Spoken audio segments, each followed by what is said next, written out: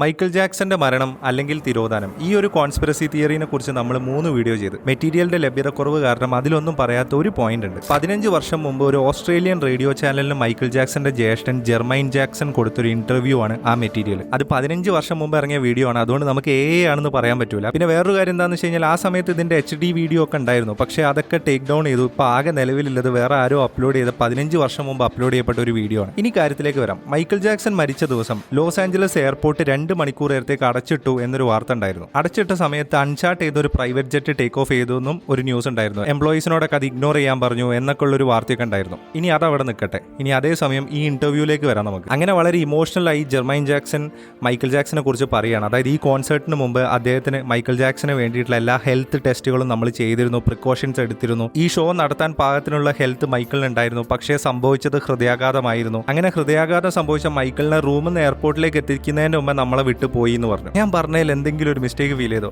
അതായത് റൂമിൽ നിന്ന് ഹോസ്പിറ്റലിലേക്ക് എത്തുന്നതിന് മുമ്പ് മൈക്കിൾ ജാക്സൺ നമ്മളെ വിട്ടു പോയി എന്നല്ലേ ജെർമൈൻ ജാക്സൺ പറയേണ്ടിയിരുന്നത്. പക്ഷേ ഹോസ്പിറ്റലിൽ സ്ലിപ്പായി, എയർപോർട്ടായി.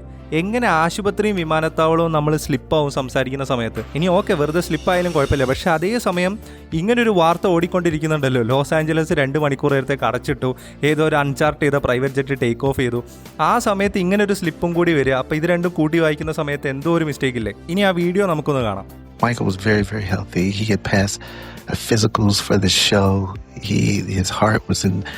They had said he suffered a heart attack and all this kind of stuff. He was very, very healthy. But Michael was not with us way before he arrived to the airport.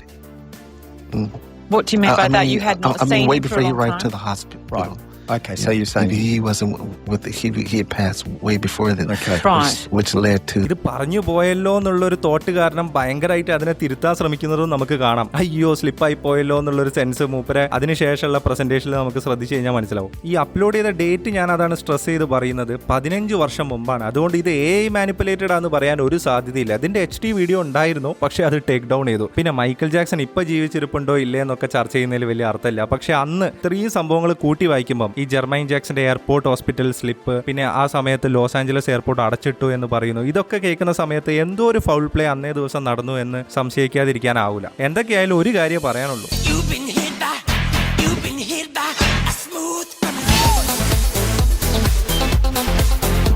അപ്പൊ അടുത്ത വീഡിയോയുമായി വീണ്ടും കാണാം.